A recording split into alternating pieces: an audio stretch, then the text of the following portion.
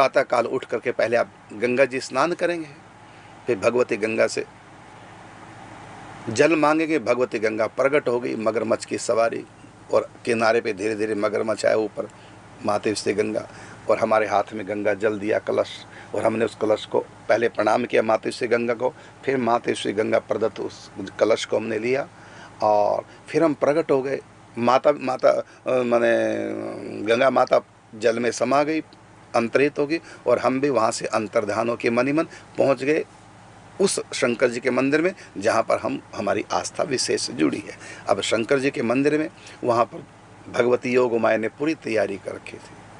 हमने कलश को रखा, अब हमने पूजन प्रारंभ किया। सबसे पहले आवाहन तो करने की आवश्यकता नहीं, क्योंकि पहले से भगवान शिव का वहाँ आवाहन है ही।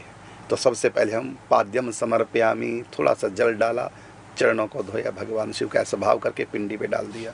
अर्घ्यम समर्पयामी, पिंडे के सामने हमने फिर जल छोड़ा, भावना की अर्घ्यम समर्पयामी, अर्घ दे रहे हैं भगवान को। उसके बाद आचमनियम समर्पयामी, और साथ में शिवाय नमः या ओम नमः शिवाय पंचाक्षरी मंत्र बोलते रहे।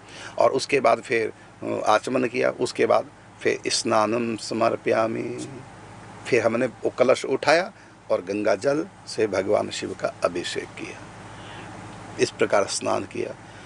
तो ऐसे हम भगवान का षोडशोपचार पूजन करें। फिर पत्र पुष्प समर्पयामी, फिर गंधम समर्पयामी, और धूपम आग्रापयामी, और फिर दीपम दर्शयामी, उसके बाद नैवेद्यम निवेदयामी, फिर आचमन समर्पयामी, और फिर तांबूलम समर्पयामी। तो पूरा विधि विधान से, और फिर हम प्रणाम करें, शंकर जी की आधी परिक्रमा करें, पुष्पांजलि अर्पण करें मनी मन चिंतन में, और फिर दंडवत प्रणाम करें।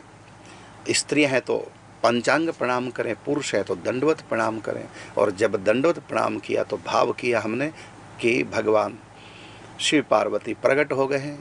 हमको उठाया हमारे कंधे पकड़ के, हम उठे, दोनों के दर्शन किए, और फिर मांगा श्याम राधिका सेवा, प्रिया प्रीतम श्री राधा माधव के चरणों में हमारी प्रीति हो, प्रेमा भक्ति पराभक्ति बढ़े। भगवान शिव ने एवं मस्तु ऐसा ही हो कह करके अंतर्धान हो, फिर अपनी आंखें खोल ली।